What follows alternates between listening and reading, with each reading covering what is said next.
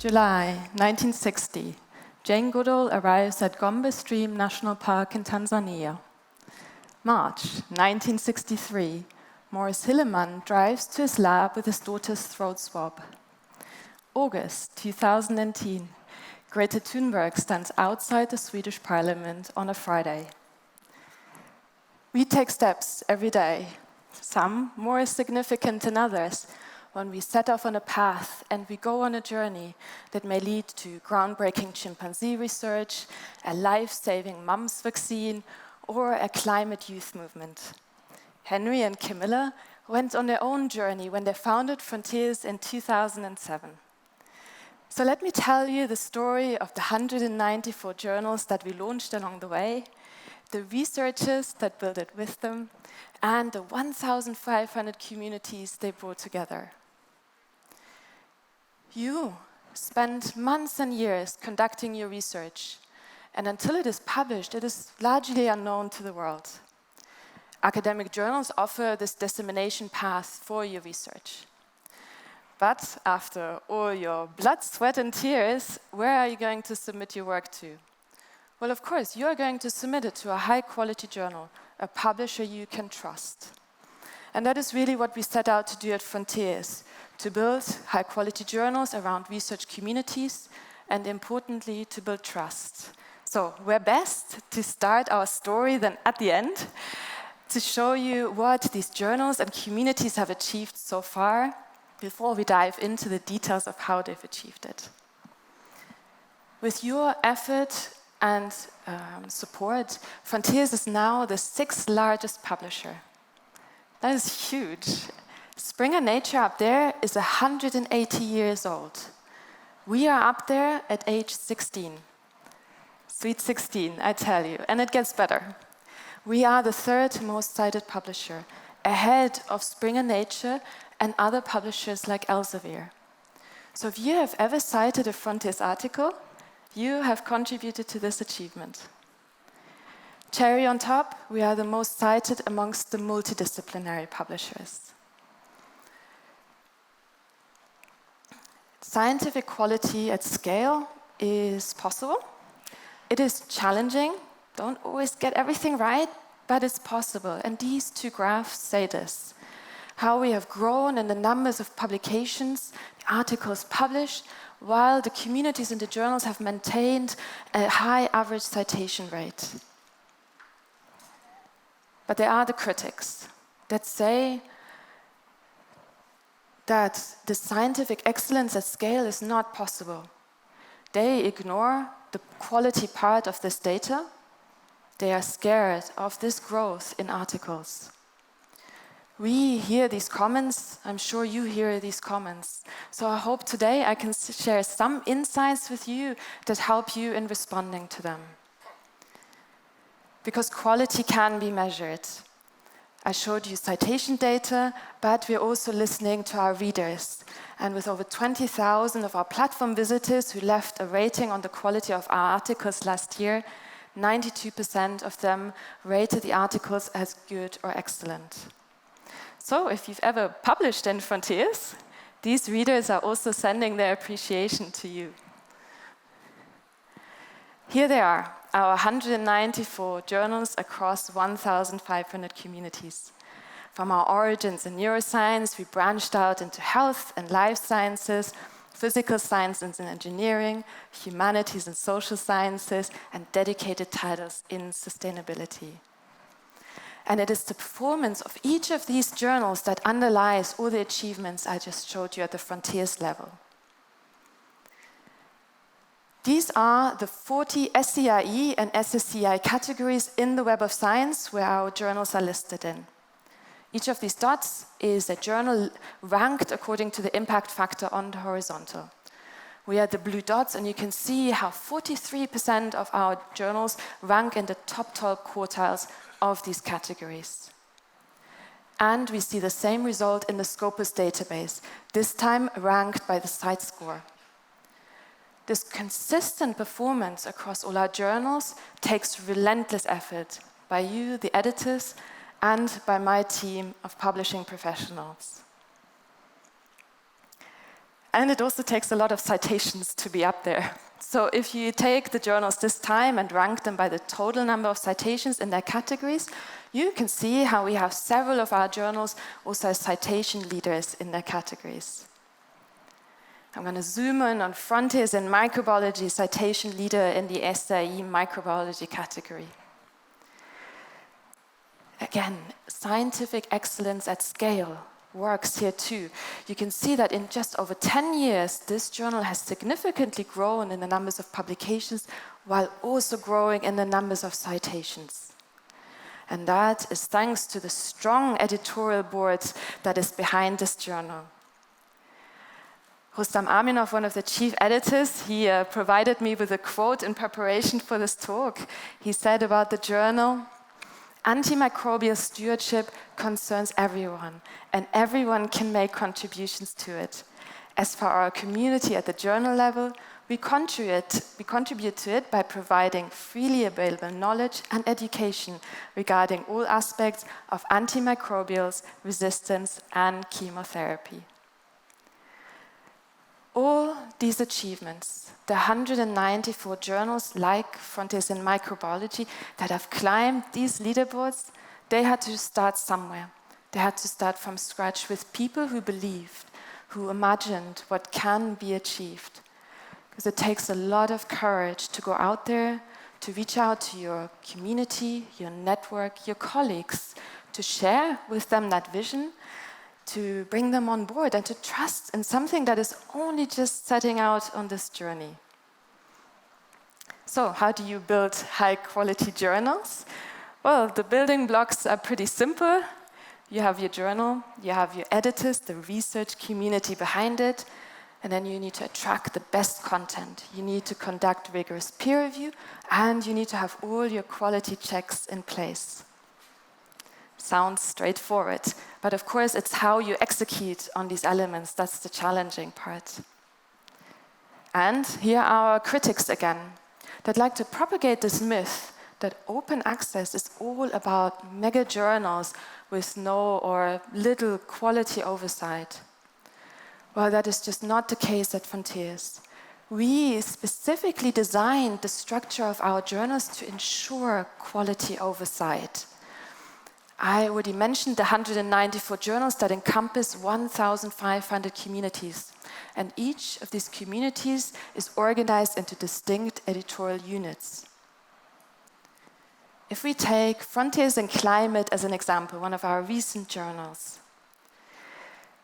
it takes a pioneer to bring this journal live, in this case, Matthew Collins. He is the field chief editor. He sits at the center of this field journal. With him, we subdivide the field into specialties, into sections, and Frontiers in Climate currently has 12 of these sections. And each of these sections is like a specialty journal within the larger field journal, because each of them is led by a specialty chief editor, like Sirku Johola, who I believe is somewhere in the audience. You're shy. Good. So these specialty chief editors, they build their associate editorial board, and they also bring on board trusted researcher as review editors. Review editors are regular reviewers of the journal, and we recognize their contribution to the journal with this editorial membership. It also provides a lot of transparency for potential authors and readers who come to the platform to inform themselves of who's behind this journal. So you see how the sections are formed as independent editorial units. They have their own editorial boards that oversee the activities within the section. They are accountable for the output of the sections, while also having the option to collaborate across the field, which is also very powerful. We get asked, isn't there already a lot of journals out there?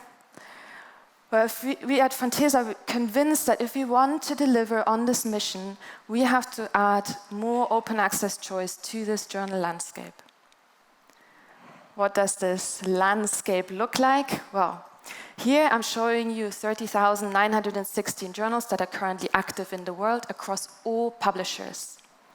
Each dot is a journal. We've clustered them according to their citation network, and that means that they distribute across the map according to their core scientific disciplines, which I've marked around the edges for you. What has happened in the last 5 years? Well, 4,390 new journals popped up on this map. That is pretty busy. Everyone is launching journals. Everyone is trying to stay competitive in this space. Of these journals, 3,096 were launched as open access titles. Okay, good news. But, always a but, 1,222 of these journals were launched as subscription titles. I mean, can you believe it? We are going to sell those fossil fuel cars until there is no tomorrow. How have we held up against that? Well, we launched 112 new open access journals in the last 5 years, adding open access choice to this landscape, reaching new communities across scientific disciplines. And behind each of these dots is a pioneer. They took this courageous step to bring their communities together. Let me introduce you to 3 of them: Sangwon Su, Nikos Hatziagurio, and Kamduri Yoshipura. And Kamduri and Nikos are here in the audience. If I get a wave. Everyone is really shy. Yes, thank you. Thank you, Kamduri. Sangwon, he launched Frontiers in Sustainability with us 3 years ago. He has built a strong community of 1,551 editors. And these editors are also authors in the journal. That gives me to this other element of the high-quality journals. How do you attract the best content? 40% of the publications in the journal are now from the editors. That is a huge boost of confidence for such a fledgling title that is only just setting out on this journey and that is still relatively unknown in the wider community. And no surprise if you see the lineup of chief editors and the editors behind that support this journal. Konstantinos Tsargakis, I think, is also here with us. Yes, thank you. I'm glad you're participating. So the Sangwon, he set out on this journey and he said, the vision to create a truly multidisciplinary journal with the scientific quality that it deserves gave birth to Frontiers in Sustainability. We started with a few editors and a dozen papers published in the first year. And he also said it's been a wild ride, so if you ever get to meet him, you might want to ask him about that. The visible support of these editors and the great content that comes together then attracts authors from the wider community. Here, I'm showing you the authors that have published in Frontiers in Sustainable Food Systems in the last 5 years since its launch. I've marked in green the authors that have published more than once in the journal. And that is now every 5th author is a return author. It is starting to build this loyal author community. One of these authors is Mary Scholes. She's part of the Planet Prize as well. She published 2 papers with us, and she said about her intentions, the journal provided an opportunity to present data on showcasing the resilience and stability found in heterogeneous urban households in South Africa and the connectivity between smallholder and commercial farmers. An important topic that deserves this open dissemination. So thank you, Mary. Editors are this crucial part of a journal. And we hope that the great care we take in who we bring onto the editorial boards is reflected in these metrics. The H-index as a representation of the academic achievements and also the renowned institutions and universities they're affiliated with. From the Chinese Academy of Sciences to Harvard to the University of Oxford, you name it, they're all there. Because as the submissions are growing, the size of the editorial board needs to keep pace. because otherwise we cannot offer this rigorous and quality peer review process to all these authors. And that is really why these journals exist in the first place. This is the core offering. And editors perceive the benefits of being on the editorial board themselves. James Evans. Do I get a wave? No, I can't see him. Oh, over there. He is the field chief editor on Frontiers in Sustainable Cities. He said about being an editor, the original attraction for me was to be part of a new approach to academic publishing and to have the opportunity to shape a new kind of journal in the field of sustainable cities. Editors visibly support the journal, they publish in the journal, the great content attracts authors. And that is also happening in research topics. At Frontiers, many editors host research topics, and they can bring together communities in these topics because they are meant to highlight specific topics, timely themes. And it's a really nice way of bringing together even more tightly knit communities. Our aim with research topic is that there are grassroots initiatives like mini pop-up journals or going to an online topical conference. They have a dedicated web environment. Each research topic has this web environment, and it is a collaboration space for these tightly knit communities. And because the articles are part of a collection, they're also very discoverable, easily discoverable, and that can drive more impact to them. So if we go back to the structure of our journals, where do research topics fit in? Well, they are actually nestled inside the sections. They're even more niche than the sections. Each research topic is approved by the chief editor of the section, who can then oversee the project in their digital editorial office. This is an online tool we make available to our chief editors to monitor all the activities in their section. To foster interdisciplinarity, we also allow sections to be hosted in more than one, to allow research topics to be hosted in more than one sections, also across journals, if the chief editors agree. That is a nice platform perk that we built, and something that Matej Hoffman, an associate editor in Frontiers in Neurorobotics, also commented on. He said, the possibility of cross-listing the topic in several journals in different fields sets this project apart. It meant I could expand my contacts and attract researchers from other fields to submit. So research topics can serve a very specific goal around a tightly knit community. And one of my favorite examples of a research topic is intact forests. This research topic was hosted in the section Tropical Forests, which is overseen by Gertje van der Heijden and Nofea Sasaki.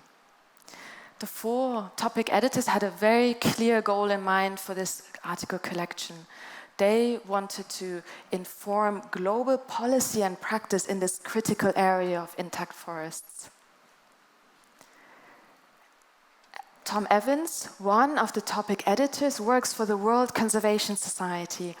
And this article collection perfectly aligned with the mission of the society to strengthen the scientific case for the critical role of intact forests in helping the international community meet its global climate, conservation, and sustainable development targets.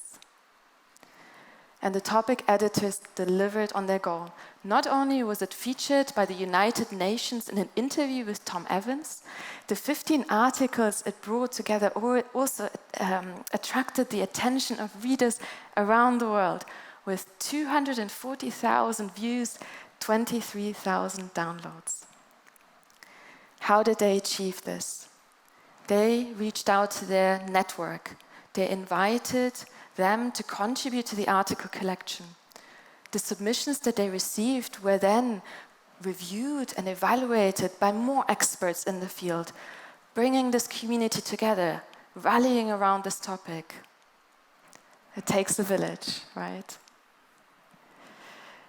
The story ends where we started with the 194 journals that brought all these communities together. Because we not only want to openly disseminate quality research, we also want to foster actively solutions to our global challenges. To also foster the interdisciplinarity, this is also very, very close to our heart in these titles and projects.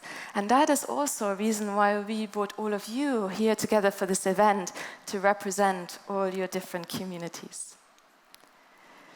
One of my colleagues recently said, "It's so much more than a job.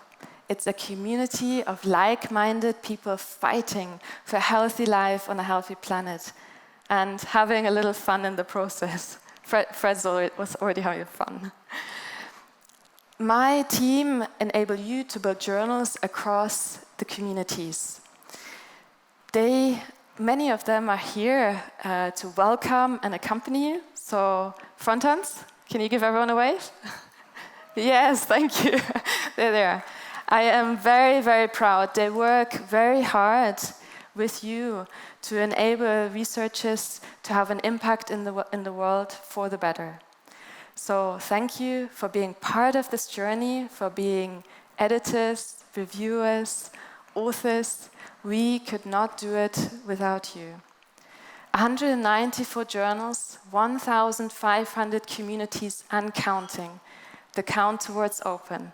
Thank you.